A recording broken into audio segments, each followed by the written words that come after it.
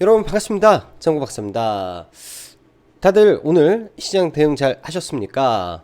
아무래도 지난주 금요일 미 증시가 비교적 큰 폭의 조정을 좀 보였었고 또 주말 사이 여러 가지 악재들이 동시다발적으로 시장에 출현을 하다 보니까 저도 개인적으로 많은 고민을 했던 주말이었었는데 일단 시장이 열리고 나 보니 그렇게 심각한 모습은 없었던 것 같습니다.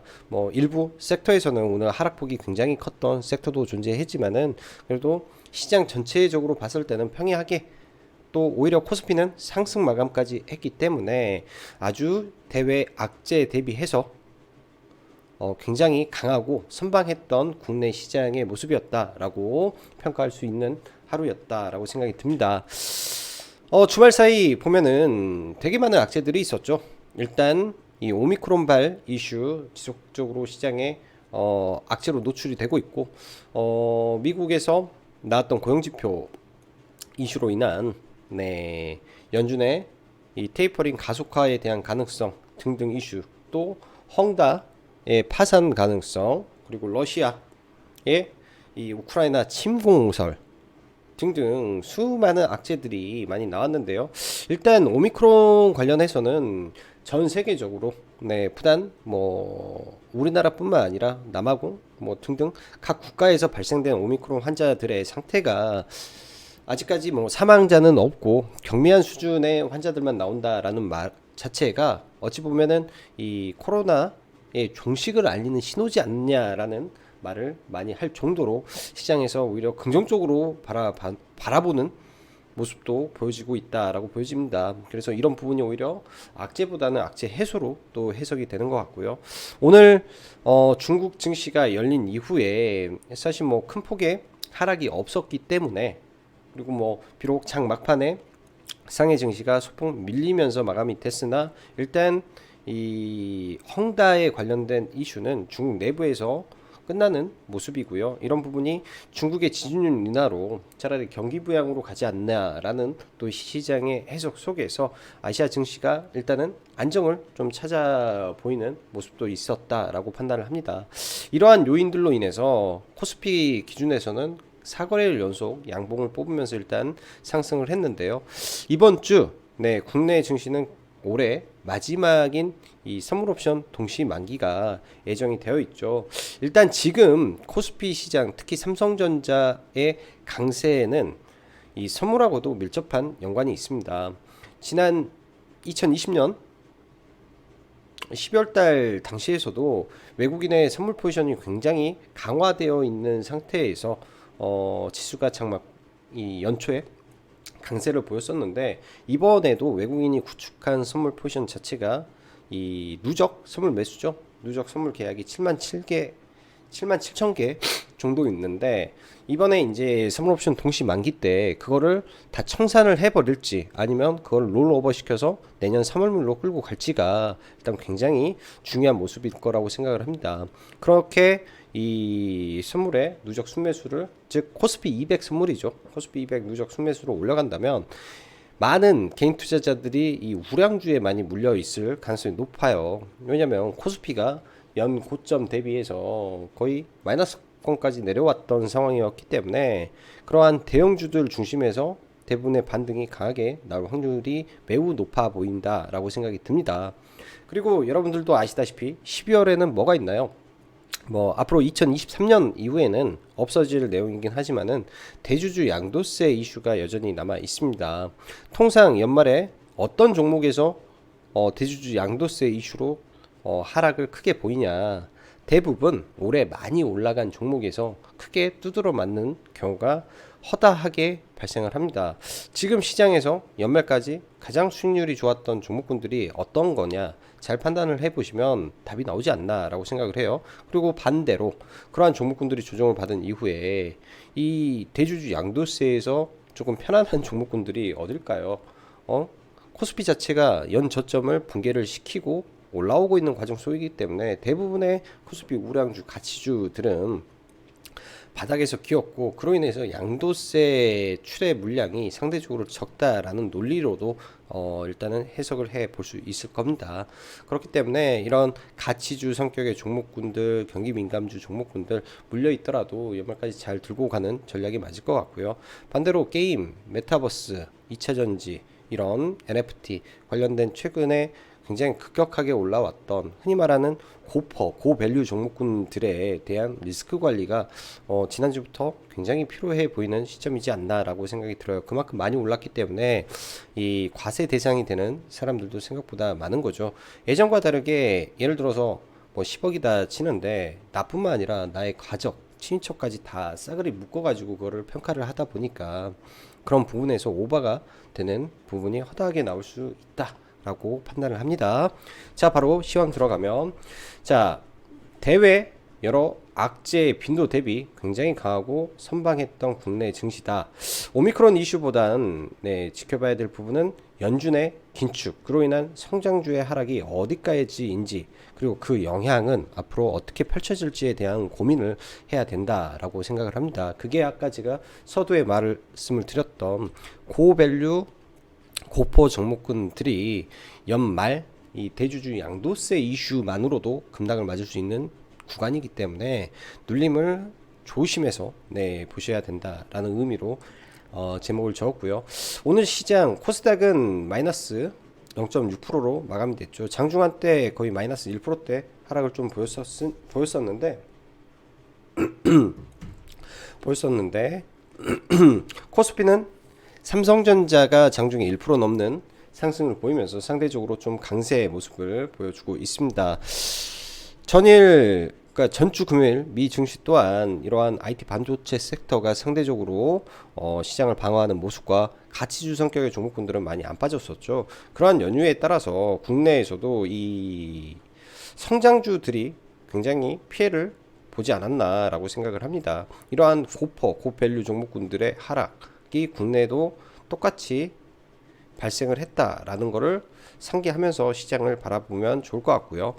오늘 같은 경우에는 이 여러 가지 IT 반도체에 대한 호재성 재료들이 많이 나오면서 일단 IT 반도체가 시장의 주가 지수를 살렸고, 일부 제약 바이오도 반등을 해주면서 지수적으로 방어를 해주었는데, 이 반대로 게임, 메타버스, NFT, 2차 전지 이쪽 섹터가 크게 하락을 이어가고 있다 정도로 보시면 될 것 같네요. 지난 금요일 국내 증시 마감 이후 수많은 악재가 동시적으로 발생을 했는데, 이런 부분 일단은 어느 정도 해소가 되는 부분이라 좀 다행스럽게 생각을 하고, 우선 이번 주에 있을 선물옵션 동시 만기를 앞두고 있는 시점에서 외국인의 선물 매수 포지션이 지속 강화되는 모습, 지난번처럼 대량의 롤오버를 진행한다면 연말 산타 랠리가 나올 수도 있는 가능성이 있다라고 봐야 될 것 같습니다. 이거는 전적으로 가치주, 그다음에 삼성전자, SK 하이닉스 등등 많이 바닥으로 밀려있는 종목군들의 하나는 이야기고요. 주말에 나온 황다 이슈, 중국 증시 장 후반 밀렸는데 큰 하락의 모습이 없었다는 점에서 긍정적으로 볼 수 있는 거다. 러시아도 정상회담 하면 일단은 이슈는 끝나지 않을까라고 생각을 하는데, 단지 미국 시장도 마찬가지고 국내 증시도 마찬가지고 그냥 긴장하고 시장에서 봐야 될 거는 항상 그래요. 연준의 정책에 반하지 마라 라는 격언이 있다시피 FOMC의 방향이 정책이 결정되는 날이 다음 주입니다. 그럼 시장이 올라가더라도 박스권 흐름으로 반복이 될 가능성이 높죠. 그렇기 때문에 차라리 물리더라도 그냥 한 종목에 물려서 그냥 있는 게 좋고, 만약에 비싼 종목에서는 물려버리면 안 되겠죠. 그래서 차라리 내가 트레이딩에 자신 없으면 높은 종목에 있는 종목을 안 건드리는 전략을 쓰시는 게 지금 구간에서는 아주 현명한 전략으로 생각이 듭니다. 자, 그 외에 오늘 IT 반도체가 굉장히 강했는데요. 일단은 외국계 증권사 중에서 좀 영향력 있는 애들이 CLSA 증권사인데, 지난번 CLSA에서 삼성전자, SK 하이닉스 하락 리포트를 내고 그 다음에 골드만삭스, JP 모건에서 연달아 내면서 급락을 맞이했었는데, 그 주범이 이번에는 목표가 상향 리포트를 내면서 일단 삼성전자, SK 하이닉스 왜 IT 반도체에 불을 한번 더 지펴줬다라고 보여줍니다. 2차 전지 대비해서 상대적으로 밸류를 못 받고 있고 실적 대비해서 저평가 인식이 좀 퍼지면서 일단 IT 장비 섹터 전반적으로 좋은데, 여기에 내년에 삼성이라든지 애플의 휴대폰 생산량의 증가가 시장에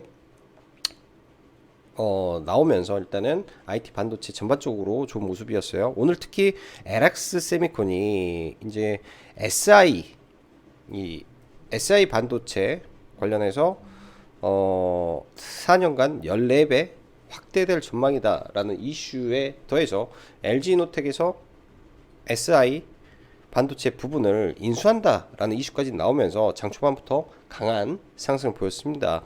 LX 세미콘의 반등부터 시작을 해서 장 후반에 뭐 코리아 서킷이라든지 그리고 뭐 세력주 중심으로 움직이는 제주 반도체 혹은 반도체 전공정 장비 등등까지 전반적으로 IT 반도체가 시장 대비 강했다라고 봐지고요. 일단 비트코인 급락 굉장히 가파릅니다. 비트코인 급락이 굉장히 가팔라요. 이번에 거래를 실으면서, 그것도 굉장히 많은 거래를 실으면서 음봉이 나왔기 때문에 이러한 아래 꼬리를 확인하러 가는 모습도 나올 수 있습니다. 그래서 가상화폐 관련된 종목군들은 사실 오늘 일부 대응은 하긴 했는데, 사실 추가 하락이 나올 가능성이 매우 높아 보이는 게 현실이지 않나라고 생각이 들고요. 일단 가상화폐가 안정을 찾아야, 일단 가상화폐 이 가격이 안정을 찾아야 이 게임주들 혹은 이 가상화폐 거래소 등등의 관련주들의 흐름이 안정을 찾지 않을까라고 생각을 합니다. 게임주는 전에도 말씀드렸다시피 두 가지 성격으로 봐야 돼요. 이 위메이드가 진행을 했던 이 P2원 생태계에서 가장 중요한 거는 이 P2원을 많이 해서 돈을 벌었던 이 사람들이 대다수가 남미, 그 다음에 필리핀 국가들, 저소득 국가에서 돈을 벌었는데, 그러한 사람들이 이 SLP라고 해가지고 이 단가가 그만큼 안 나와요. 처음에는 450원 드레이코가 450원까지 확대됐을 때 한 달에 170만원 벌었는데, 그게 급락을 해버렸으면은 게임을 해서 버는 돈으로 수익 실현을 못한다라고 하면 유저의 이탈이 우려가 될 수 있다라는 게 일단은 시장에 퍼지면서 그런 게임사들도 악재 요인으로 자리 잡지 않나라고 생각을 합니다. 또한 주말에 나왔던 이 필리핀 게임 엑시 인피니언트 관련해서도 똑같은 말이죠. 즉 게임은 근본적으로 재밌어야 된다라는 관점에서 사람들이 P2언이 없더라도 돈을 쓰고 즐길 수 있는 게임이 일단 기본적인 펀더멘털에서는 월등히 우수하다라고 봅니다.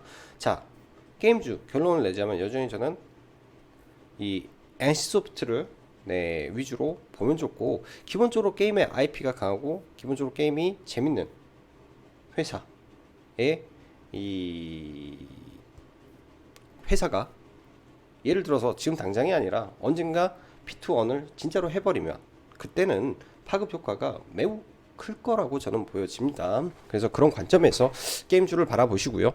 게임주가 근데 끝난 거는 아니에요. 끝난 거는 아닌데 적절한 눌림에서 단기 대응하는 게 좀 유리하지 않을까라고 생각을 합니다. 아이구야, 이쪽 위믹스도 엄청 빠지고 있네요. 아까 볼 때는 이 정도까지는 아니었는데 알트코인이 상당히 많이 밀리네요. 위믹스, 뭐 페이코인은 그나마 싸이월드 때문에 버티고 있는 것 같고, 나머지는 와 굉장히 많이 빠지네. 이런 부분이 조금 시장에 약간의 불안 요인이 여전히 남아 있기 때문에 게임주 눌림에 대해서는 조금 보수적으로 보면서 대응을 해보는 게 어떨까라고 생각이 듭니다. 자, 이어서 오늘 시장에서 또 하나 강력했던 테마가 있었죠. 윤석열 선대위 출범 이슈가 관련주를 급등시켰는데, 사실 저는 이거를 전혀 뭐 그렇게 크게 생각을 안 했어요. 그렇게 크게 생각을 안 했는데 장 초반부터 약간 종목군들이 갭을 뜨는 모습은 좀 보였었는데 뭐 이렇게 강하게 올라갈 줄은 사실 몰랐습니다. 지지율 측면에서 올랐다라는 부분, 그 다음에 시장이 좀 불안하니까 이러한 수급 자체가 정치 테마주로 되고 움직이면서 오늘 상승률 상위에 상당히 많은 종목군들이 다 윤석열 관련주죠. 덕성, 뭐 서현, 아시아경제, 뭐 제일테크노, 제일테크노, 뭐 등, 히림 등등 해서 대부분 윤석열 관련주로 포함된 종목군들이 한 축을 담당하며 좀 올라왔다라고 보여지고요. 자, IT 반도체 이야기를 해보죠. 먼저 LX 세미콘, 먼저 LX 세미콘 창사 일의 최대 거래량을 좀 동반하면서 올라왔습니다. 뭐 원래 같으면은 좀 종가 베팅도 해볼만 한 법한데 사실 오늘 계속 지켜봤던 종목인데요. 중간에 눌림에 들어가려다가 단 한 번도 눌림이 나오지 않아서 종목을 매매는 하지 못했습니다. 그만큼 좀 강하게 올라왔고요. 자, 강한 만큼 이런 종목이 일단은 박스권을 돌파했기 때문에 지금부터 시세가 시작이 된다면 관심 종목에 등록해 놓고 봐봐야 되지 않나라고 생각이 들고, 실리콘 카바이드 관련해서 지금 올라왔기 때문에 실리콘 카바이드 관련해서 ST라는 종목도 관련 종목으로 아마 되어 있는 종목으로 제가 알고 있어요. 그래서 이런 종목분들 혹은 차량용 반도체 KC 흐름 어떻게 진행이 되는지, 좀 종목이 이 전환사치가 많아서 그렇지만은 이런 구간에서 계속 지켜주는 모습이 있기 때문에 3,500원 라인을 지켜주는지 체크를 해보는 게 중요할 것 같습니다. 그래서 차량용 반도체 관련된 사업 진출에 대한 기대감이 주가를 끌어올렸다라고 생각이 들고요. 그 밖에 오늘 제주 반도체도 굉장히 좋았죠. IT 반도체 내에서 이 제주 반도체는 하나의 세력주 형태로 움직이는 종목 중에 하나입니다. 근데 기본적으로 실적 펀더멘털이 매우 우수하기 때문에 또 조정시 눌렸을 때 뭐 6,000원 언더에서 매수 관점으로 충분히 잡아볼 만한 종목이다라고 보여지고요. 그 밖에 수많은 IT 반도체, GST라든지 PSK라든지 지금 다 신고가를 돌파하려는 모습을 보여주는데, 일단 신고가 상에 있는 종목군들 위주로 1차적으로 종목을 보고, LB세미콘 같은 종목군들 바닥권에서 좀 움직이는데, 이런 종목도 한번 터지기 시작하면 굉장히 강한 모습을 보여줄 가능성이 높습니다. 지금 SIC 말고 CIS 관련해서 증설을 굉장히 많이 해놓은 종목군들이기 때문에 굉장히 매출이 증가하는 폭도 타이트하게 계속 올라가고 있다라는 관점에서 하방은 분명히 지지가 될 것이고, 상방이 열렸을 때는 위에까지 열리기 때문에 이런 아래권에서 빠졌을 때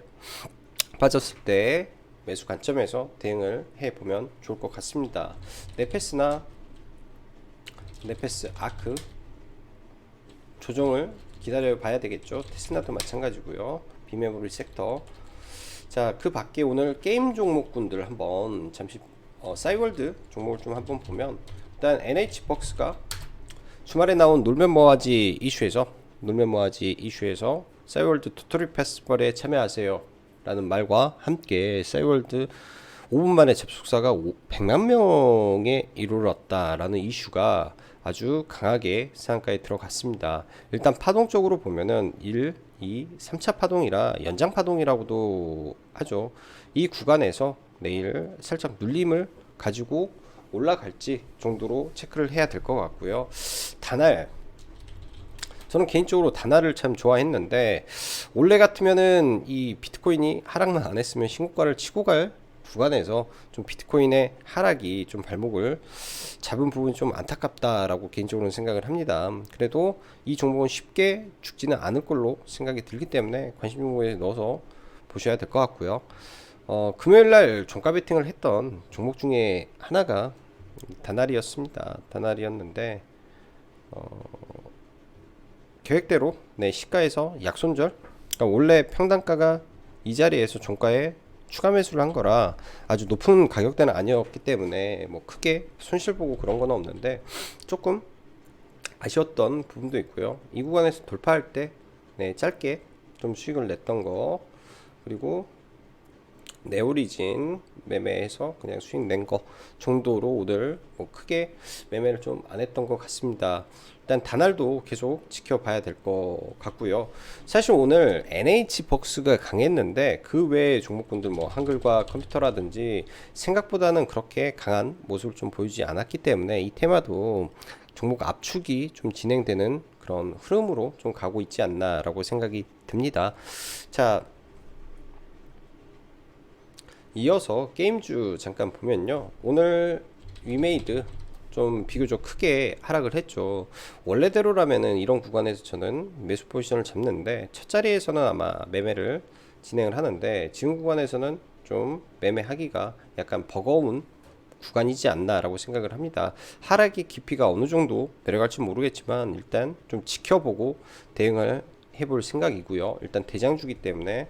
그 다음에 게임빌도 하락이 가파르죠. 코인원 2대 주주로 있는데 그런 부분 때문에 좀 급락을 시원하게 하고 있지 않나라고 생각을 합니다. 보통 급락이 크게 하면 이음봉 정도에서 바닥을 잡을 가능성이 높기 때문에 내일장 바닥을 잡는지, 그리고 컴투스도 마찬가지죠. 이런 하락 구간에서 강한 거래가 들어왔던 자리가 이 자리입니다. 이 자리에서 강하게 거래가 들어왔는데 여기서 기술적으로 지켜주는지 정도, 이 자리가 깨지면 하락폭이 더 깊어지기 때문에 여기를 마지노선으로 잡고 대응을 하는 게 저는 좋아 보이네요. 그 외에 이제 오늘 카카오 게임즈라든지 그리고 크래프톤이라든지 굉장히 많이 밀렸습니다. 일단 크래프톤 다 좋은데 이 원게임 플러스 내년에 신작 출시가 없다라는 게 하나의 단점이지 않나라고 생각을 하고요. 일단 이런 구간에서는 기술적 반등 자리, 그리고 여기를 다시 이탈할 때는 이 박스권 흐름으로 종목을 대응을 해야 된다라고 보여집니다. 자, NC소프트는 기본적으로 게임이 재밌다라고 생각을 하고요. 이 구간에서는 이 개인들을 다 털어내야 되는 자리라고 생각이 들어요. 설사 시장 영향에 의해서 빠진다 한들 저는 매수로 대응을 하는 게 가장 좋은 방법이고, 이렇게 떨어진다면 다른 종목 물려있는 거를 계속 옮겨서 가시면 좋을 것 같습니다. 여기 이 자리에서 나온 이 시그널, 이게 개인이 만들었을까요? 저는 절대 개인이 만든 이 2조 6천억의 거래 대금이 아니라고 봅니다. 그만큼 시가총액이 크기 때문에 여기에서 바닥을 흔들고 매집을 하고 물량을 뺏고 한 이후에 더 높은 구간으로 갈 가능성이 매우 높다라고 판단이 듭니다. 항상 바닥에서 이런 대량 거래 출현 이후 주가를 바라보면 대부분 아주 큰 폭의 상승하는 경우가 매우 많아요. 그래서 이 종목은 잘 체크를 해 보시면 좋을 것 같고요. 자, 오늘 신규 상장 종목분들 나름 흐름이 나쁘지 않았습니다. K카 제가 좀 가지고 있었던 종목인데 사실 높게 매도는 못했어요. 거의 매수가 어제는 35,000원대 매도를 하고 나머지를 이 위에서 매도를, 그러니까 좀 밀렸을 때 사고자 했는데 매수를 좀 못하고 재료가 나오는 바람에 좀 넘어갔던 것 같고, SK 스퀘어가 분할 재상장한 이후에 여기에서 이 자리에서 블록딜을 했죠. 네, 블록딜을 했습니다. 근데 생각보다도 블록딜의 규모가 큰데 할인율이 별로 크지 않다라는 거는 저는 괜찮은 것 같다라고 생각을 합니다. 일단 거래를 터지면서 바닥을 좀 지켜줬다라는 점, 이런 점, 그다음에 아마 이 시간에 블록딜이 있었기 때문에 거래대금은 이렇게 크게 나왔을 거예요. 블록딜 금액이 63,900원, 64,000원 그 자리를 지켜주는 선에서 바닥을 잡고 다시 돌려 세우는 모습이 나오는지 체크를 해 보면 좋을 것 같습니다. 그럼 바닥을 잡고 돌려 세울 때는 당연히 이런 자리죠. 단기 박스권을 만들어 놓은 자리를 돌파하면 아래에 샀다가 여기 깨지면 리스크 관리인데 1차적으로 물량 샀다가 올라설 때 물량을 추가 확보를 해서 매매를 진행을 하면 저는 괜찮겠다라고 생각을 합니다. 자, 윤석열 관련해서 종목군들이 굉장히 올랐는데요. 저도 이거는 시간에 좀 올라와 있는 종목이라 조금 조심스럽긴 한데, 마인즈랩이라는 종목이 일단 시간 외에 좀 올라와 있습니다. 저도 이걸 내용을 장중 좀 보긴 했었어요. 이거를 이제 시간에 올라가고 있는 구간에서 일단 좀 봤었는데, 내용이 AI 활용해서 이색 캠페인을 선보이고 있다. 여기뿐만 아니라 앞으로 전국 방방 곳곳에서 활용할 예정이다. 뭐 이런 내용들 나쁘지 않아 보인다라는 판단이 듭니다. 그래서 시간에 뭐 거래 대금이 그렇게 크지 않기 때문에, 그리고 이러한 박스권에서 매물 소화를 해야 되는 부분도 있겠죠. 근데 선거 활동으로 AI가 지금 발동이 됐다라는 점. 네, 과거 기억하실지 모르겠네요. 이 선거 때 메타버스를 정용진 더불어민주당 의원이 처음으로 들고 나왔을 때 한번 파장 좀 있었죠. 그런 비슷한 흐름에서 이런 신규 상장주가 AI 인간으로 돌파를 해서 또 올라가는지 정도 봐야 될 것 같습니다. 고점과의 거리가 멀지 않기 때문에 이런 종목군들은 흐름을 볼 수 있는 구간이 나올 수 있겠다라고 생각이 드네요. 자, 추가적으로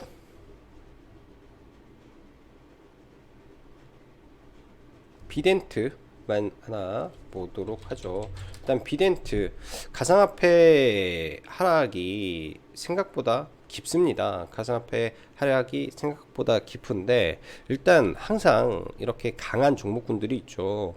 보통 이른봉에서 보기보다는 이은봉 때를 보면 어떨까 생각을 합니다. 장중에 눌림은 한번 정도 들어갔었어요. 이 앞구간에서 눌림을 봤었는데, 보시다시피 이 앞구간 거의 아침에 최저가가 저점인데, 이 아래꼴에 이 자리죠. 이 자리, 이 아래에서만 한번 봤었는데, 내일은 지난번에 지지를 받았던 구간이 깨집니다. 지난번에 지지를 받았던 구간이 깨지는 자리이기 때문에 이 하락의 폭이 깊을 수도 있다라고 보여집니다. 그러면 이런 종목군들은 이런 윗꼬리가 많았던 돌파 자리들이 있죠. 이 구간에서 강하게 돌파가 나온 1조짜리 거래대금의 몸통 구간에서 눌림을 본다든지 하는 전략을 가지고 보면 좋을 것 같습니다. 어설픈 자리에서 눌림 매매를 하는 것보다는 그러한 전략을 가지고 보는 게 좀 현명하지 않나 생각이 드네요. 자, 오늘도 네, 영상 시청해 주셔서 감사하고, 여기까지 장구박사였습니다. 감사합니다.